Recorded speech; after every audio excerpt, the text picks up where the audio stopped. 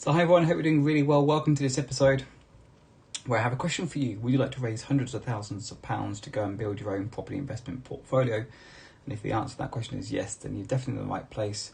Now remember, this episode follows hard on the heels of the previous one where we gave you 5 tips of working with private finance.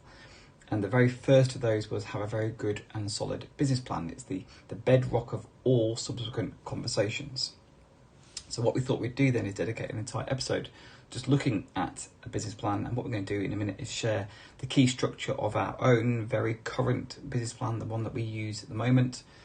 But before I just dive into that, I just thought it'd be helpful to have a few things just covered off at the context for writing one. So very firstly, what is a business plan? It's essentially your painted picture of what your future looks like, and then the stepping stones for how you're going to get there. And now, all things that are written for people to read, and this is no exception. So who is your intended audience? And the answer is your potential private investor. So write it for them, make it a story that they can follow. Now, just before you dive in and start writing, just understand a few things. The actual planning process is way more valuable than the product, the plan itself. And the analogy we like to use on this is the iceberg. You'll have a lot of planning that goes into this which won't be seen. But the product will be just the tip of the iceberg, and you're essentially giving them the 10,000 foot view of your business, not with all the detail. To try and keep it a little short, ours is 5 pages, as you will see shortly, but we can even condense that down. That's our plan, to get it as short as possible. Give the macro view. The other thing to remember is your very first draft, your very first iteration won't be your best, and it won't be your last. In fact, we say to people, the very objective of your first business plan is to go and have an intellectual conversation with a potential private investor. That's it. You're not actually going to go and raise hundreds of thousands of pounds. It's, can I actually use this as a basis for a conversation? Will this document hold up to scrutiny and conversation? And then you go and build your second one and third one and so on, based upon the feedback that you glean from those conversations. So all you need is a business plan that's sufficiently robust to go and have a conversation with. Remember, done is better than perfect. You can always revise and improve. So what are the key questions that we want our business plan to answer? And we would encourage you to think about answering for your own business plan. And that is this: who is involved? Why this? Why now? And how does it work? And what we do is we just walk through the potential private investor reading our document or talking to us about our business plan, and we answer those questions, and this is what it looks like. Now, I've removed some of the detail because it's private, it's personal to us, but it's very much, all I've done is put this text in white, which is why you can't see it. But we start here with about us, and do a bit about me, and I can share about me because you pretty much everything you know about me, I've written down here, you ought to know already. And I start with this because this is when you first meet someone for the first time. We don't launch into the nitty gritty of a potential business. It's like, hi, how are you? Tell me a bit about yourself. So this is where we start, and I do it the same about Rebecca. And then what I also do is I give a bit of the history, and this gives the context, because anyone you're talking to can understand, okay, right, you're here at this point in time, and you're at point A and you want to get to point B. Many business people understand that, and that's what the business plan does. This is where we'd like to be, this is where we are now, and these are the stepping stones we're going to get there, right? But what we also did, and this is from feedback, is, but what got you to this point? And that's really helpful for contextualising. Particularly if they've met you recently, okay, wonderful, I heard you speak, or whatever it might be, or sometime to have a chat with you, so what were you doing before? And then you say, right, this is what we're doing before, this is where we're at now, and this is why we'd like to do property. And you sort of, you outline the opportunities you think that property provides for you, and principally for us it's about time with family, so we expound that in this section here. And then we refine that a little bit, because we understand that property includes many different strategies, and so we talk about the buy-to-let strategy particularly. So, okay, right, I understand you're in property, and you're pretty focused on the buy-to-let.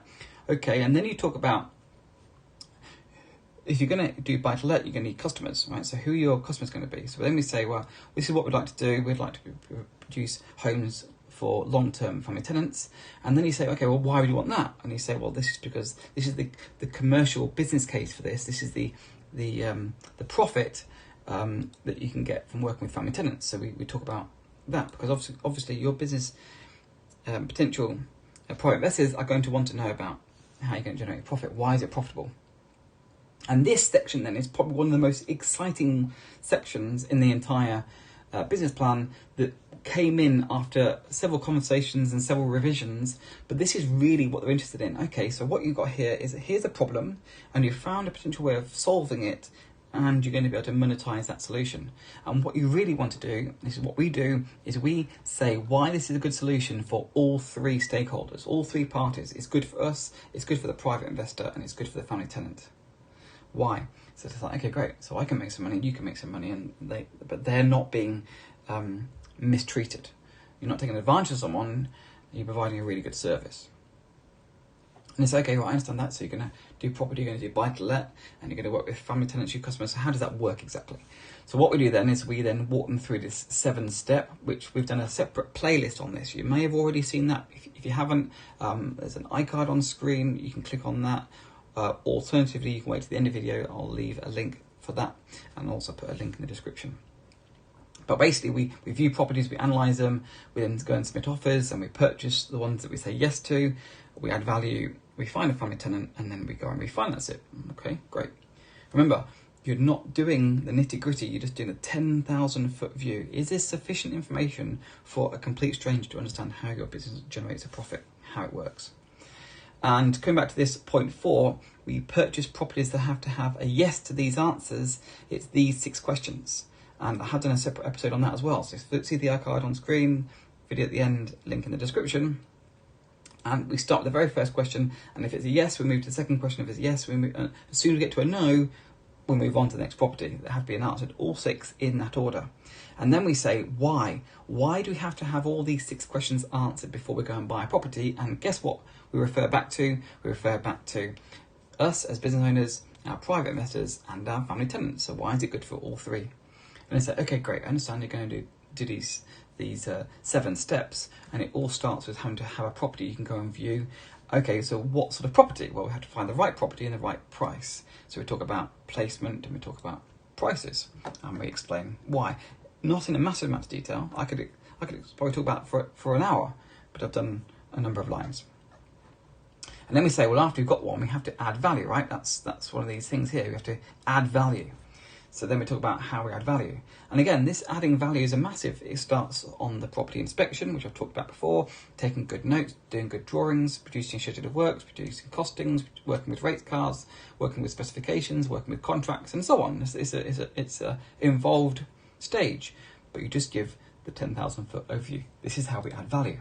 Okay, right, we understand it. Basically a refurb. Take a poor house to make it look like a lovely house. Great. Now you've got a lovely house. Now what? Oh, now we work with our family tenants. Okay, and how does that process look like? What does that process look like? Okay, great. Okay, so now family tenants are in. The next step you said, once you found a family tenant, the next step is you refinance. So how does that work? Just get a little bit about the refinance. And of course, we mentioned our broker, Kit Peterson. We have done an episode on that as well. See the iCard on screen. Link in the description. I'm not sure if we can get another video at the end, but I'll try. And we say, this is how the refinance is going to work. And then we say, and this may well be a little bit different for you, we now include our proof of concept. This is why we know it works, because we've done it before. And we get some headline figures like what we bought it for, how much we raised in private finance, what refurbishment cost, and so on. I've done an episode where I walked you through the reasons why we had to buy a property in cash. It's based upon that property, actually, this particular proof of concept case study. Now, you might turn around and say, but Josh, remember, I'm actually in a position where I haven't bought one yet. I'd love to do one. What do we do? Well, what you do then is you find a potential property that would work if you did have the cash. And you do it from a hypothetical point of view. I'd buy it at this, and this is what we'd do with it, and we'd leave this much money in, and this is how it would work. But again, going through that thinking process, you'll do a huge amount of thinking. Only a small amount of information would be included. But you use that information and what you've understood to then have that conversation. This is the bedrock of your conversation, remember. And I would absolutely include what you would do in a hypothetical situation if you've in a position to have not purchased a property. And here's why. Imagine you've got 2 people, 2 Joshes, both at the beginning of their property investment careers. One who has done both have done a business plan identical to this. One, though, has missed out what they're doing in a hypothetical situation, and one has included one.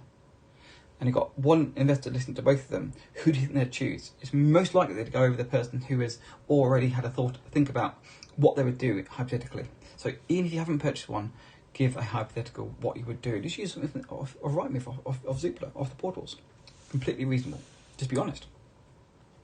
And I've included this because we always say our investors have always been paid back, 100% track record of paying them back as per the terms of the loan agreement. And it's really important that you keep paying people back. It's the continual, it helps. The best customers are the ones you can hang on to and keep working with. And we call them clients to be different. Our customers are our tenants. Our clients are our private investors. And then we say, well, based on this proof of concept case study, or perhaps in your case, it might be based upon a hypothetical proof of concept case study, well, then we forecast what the next 5 years are going to look like. And then we say, well, based upon that, this is how much money we're going to need, a minimum amount and a minimum amount and a maximum amount. And by the way, we're going to measure this progress from no houses to 25 houses, or whatever your target's going to be. We're going to measure those using key performance indicators, and I've talked about KPIs before.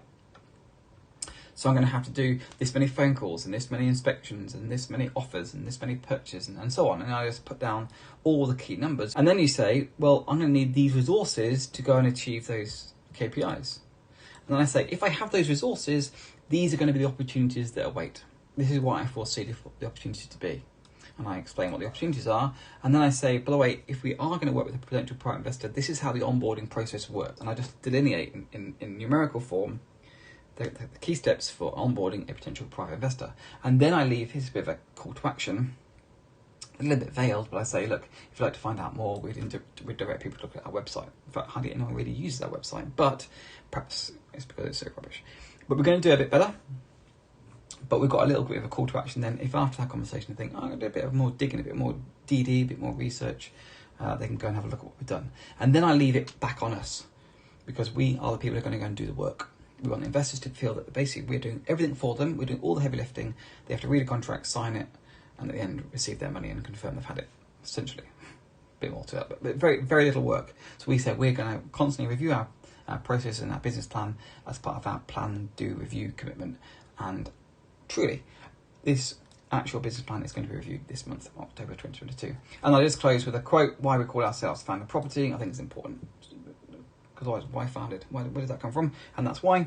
And I'll leave a logo. And that's our entire business plan in 5 pages. And that's the key elements. And I'm going to assist you, if you are interested in doing buy-to-let, raising hundreds of thousands of pounds in private finance to go and build your own property investing portfolio, then you can do worse than go and copy, imitate the same key sections, but obviously populating with your own information. Now, I do hope that was interesting and helpful, and if it was, I'd be greatly appreciated if you could just quickly leave a like before you leave. If you haven't yet subscribed, just please hit subscribe, and also hit the bell notification icon, because our next episode, we're going to be looking at different levels of working with private investor finance, what you can do with it, and also we've got some very exciting news coming in episodes shortly. So you won't want to miss out, genuinely. Hit subscribe, hit the bell notification icon. Join us as we document our own property investing journey, but also try to offer hints and tips to those who are interested and wanting to get started doing their own too. That's it for this one. If you have got comments or questions, then please leave those down below. Thank you for watching right to the end. Thank you for supporting us. We look forward to seeing you in the next one.